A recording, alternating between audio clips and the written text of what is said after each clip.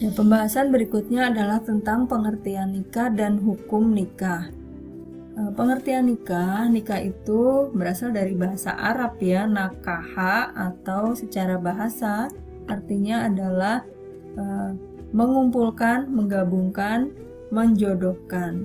Jadi pernikahan itu berarti mengumpulkan, menggabungkan, menjodohkan, atau juga menyatukan ya. Mengumpulkan apa? Mengumpulkan ya antara dua orang atau lebih ya, karena dalam pernikahan itu suami dibolehkan memiliki istri lebih dari satu, yaitu 2 atau 3 atau 4 ya. Jadi dikumpulkan menjadi satu, atau digabungkan ya antara laki-laki dan wanita, menjodohkan ya. Jadi jodoh pasangan itu adalah antara dua orang yang berlainan jenis ya. Kalau sama-sama satu jenis, maka itu bukan pernikahan yang dimaksud dalam Islam ya.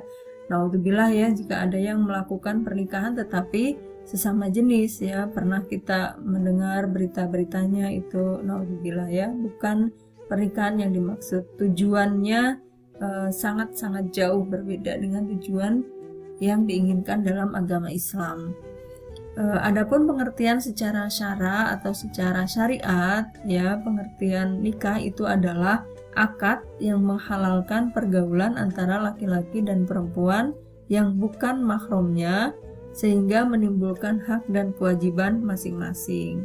Ya, akad itu apa? Akad itu adalah ijab dan qabul, pernyataan dari pihak laki-laki dan penerimaan dari pihak wanita ya, yang menghalalkan pergaulan antara laki-laki dan perempuan yang bukan mahram.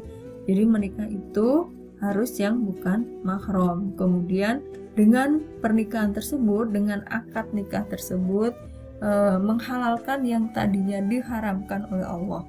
Segala hal ya, yang tadinya antara laki-laki dan wanita tidak boleh berduaan, tidak boleh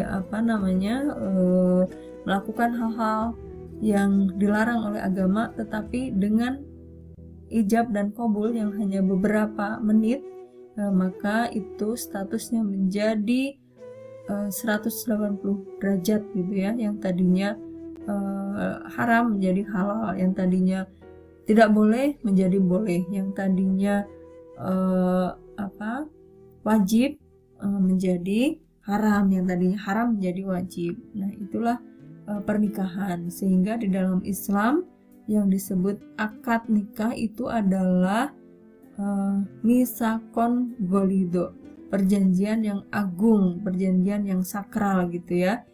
Karena dengan akad yang hanya beberapa menit tadi, maka akan timbul hak dan kewajiban dari suami dan istri. Kewajiban suami bukan hanya di dunia tetapi sampai di akhirat ya. Dalam surah At-Tahrim, Allah memerintahkan seorang suami itu harus melindungi istrinya dan keluarganya dari siksa api neraka ya, Masya Allah ya.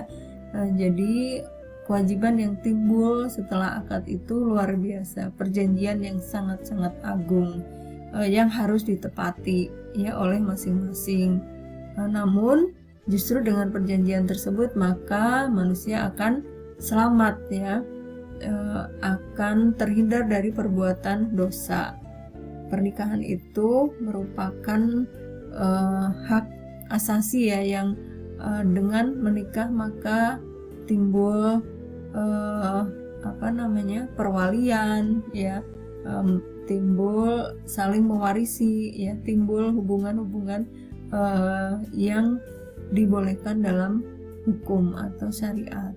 Nah, berdasar Undang-Undang Republik Indonesia tentang perkawinan nomor 1 tahun 1974, pernikahan itu adalah ikatan lahir batin antara seorang pria dengan seorang wanita sebagai suami istri dengan tujuan membentuk keluarga atau rumah tangga yang bahagia dan kekal berdasarkan ketuhanan yang Maha Esa.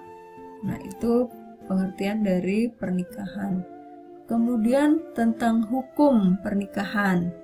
Nah, kalau dikatakan nikah itu adalah sunnah Rasul, maksud sunnah di situ apa? Apakah sunnah yang termasuk di dalam wajib, haram, makruh, mubah. Nah, sunnah Rasul yang dimaksud adalah sunnah dalam pengertian kita mengikuti perbuatan dari Rasulullah. Berbeda dengan sunnah di sini ya. Kalau yang tadi sunnah Rasul berarti mengikuti tindakan atau perbuatan Rasul. Nah, kalau sunnah di sini beda pengertian ya. Jadi hukum asalnya atau hukum aslinya menikah itu adalah jaiz atau boleh, tetapi bisa menjadi wajib, sunnah, haram, makruh maupun mubah. Seperti apa kondisinya sehingga bisa menjadi berbeda-beda hukumnya. Nah, para ahli fikih sependapat bahwa hukum pernikahan tidak sama penerapannya kepada semua mukallaf atau orang yang dikenai hukum. Disesuaikan dengan kondisi masing-masing, dilihat dari kesiapan ekonomi, fisik, mental, ataupun akhlaknya. Maka bisa menjadi penjelasan di bawah ini ya. Wajib itu bagi seseorang yang mampu menikah dan nafsunya sudah terdesak, kemudian takut terjerumus dalam perbuatan dosa seperti perzinahan. Bagi kondisi orang yang seperti ini maka sudah wajib baginya ya. Kalau dia tidak menikah maka dia berdosa ya. Atau wajib bagi orang yang telah mampu baik fisik, mental, ekonomi maupun akhlak untuk melakukan pernikahan, mempunyai keinginan untuk menikah. Jika tidak menikah maka dikhawatirkan akan jatuh pada perbuatan maksiat, maka wajib untuk menikah karena menjauhi zina baginya adalah wajib, dan cara menjauhi zina adalah dengan menikah. Itu bisa dipahami ya tentang wajib. Kemudian sunnah. Nah, sunnah itu yaitu bagi orang yang nafsunya sudah terdesak, kemudian mampu untuk menikah namun masih dapat menahan diri dari perbuatan dosa ya. Atau bagi orang yang telah mempunyai keinginan dalam kondisi seperti ini seorang boleh menikah dan tidak melakukan pernikahan, tetapi melakukan pernikahan lebih baik baginya. Ya, seperti itu ya. Sebagai wujud ketaatan kepada Allah. Jadi bedanya dengan wajib, kalau wajib itu sudah tidak bisa menahan gitu ya. Kalau tidak menikah berbuat dosa. Kalau sunnah ini masih bisa menahan, masih bisa mengendalikan diri sehingga tidak terjerumus ke dalam dosa. Dua-duanya sudah mampu secara materi, secara batin, secara psikis gitu ya, secara mental sudah mampu. Kemudian haram itu bagi seseorang yang tidak mampu memenuhi nafkah lahir dan batin kepada istrinya dan nafsunya pun tidak mendesak atau mempunyai niat buruk ya. Nah, jadi maksudnya haram itu adalah bagi orang yang yakin bahwa dirinya tidak akan mampu melaksanakan kewajiban-kewajiban pernikahan, baik kewajiban yang berkaitan dengan hubungan suami istri atau hubungan seksual ya, maupun berkaitan dengan kewajiban-kewajiban lainnya. Pernikahan seperti ini berbahaya ya bagi wanita yang dijadikan istri ya. Jadi menimbulkan hal-hal yang dilarang dalam agama Islam.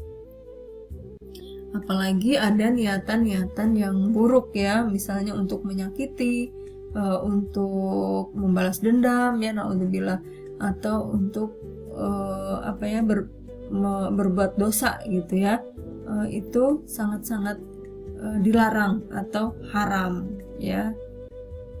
Maka ya haram itu berarti sangat tidak diperbolehkan menikah bagi orang yang seperti itu. Kemudian hukum yang keempat adalah makruh.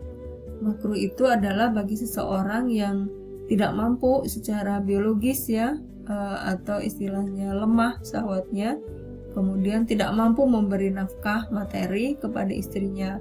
Namun sang istri tidak dirugikan, ya mungkin istrinya mampu secara materi gitu ya, dan tidak memiliki keinginan syahwat yang kuat. Nah, maka itu makruh. Makruh itu pengertiannya adalah kebalikan dari sunnah. Kalau sunnah itu dilaksanakan lebih baik, ya. Kalau makruh tidak dilaksanakan lebih baik. Jadi bagi seseorang tersebut kalau makruh lebih baik tidak menikah, ya, karena dengan menikah akan menimbulkan kerugian bagi pasangannya, ya, karena tidak mampu memenuhi nafkah materi. Mungkin ya dia tidak bekerja, suaminya hanya bisa menghidupi diri sendiri, tidak bisa menghidupi anak dan istri gitu ya, atau tidak bisa memenuhi kebutuhan batin dari istri, itu makruh. Yang terakhir yaitu mubah. Mubah itu kalau diartikan pengertiannya adalah boleh dilakukan, boleh juga tidak dilakukan. Jadi kalau dilakukan tidak menimbulkan hal-hal yang lebih baik atau yang positif gitu ya, tidak dilakukan pun tidak apa-apa. Jadi tidak menimbulkan dosa dan juga tidak menimbulkan pahala, yaitu bagi laki-laki yang tidak terdesak oleh alasan yang mengharamkan untuk nikah. Jadi maksudnya mubah di sini bagi yang dia mampu aman dari fitnah tetapi tidak membutuhkannya, tidak memiliki keinginan syahwat sama sekali gitu ya. Misalnya mohon maaf seperti orang yang impoten gitu ya, atau orang yang sudah lanjut usia tidak mampu menafkahi, kemudian wanitanya itu rela sebenarnya tidak apa-apa gitu ya, tapi itu ya boleh menikah, boleh juga tidak menikah. Jadi tujuannya hanya untuk memenuhi, untuk ya supaya statusnya tidak sendiri gitu ya, atau tidak jomblo gitu ya, tapi tidak pengen juga memiliki keturunan ya, jadi nggak pengen juga punya anak gitu, maka itu mubah hukumnya. Yaitu tentang hukum-hukum pernikahan. Jadi bisa menjadi wajib, sunnah, haram, makruh maupun mubah.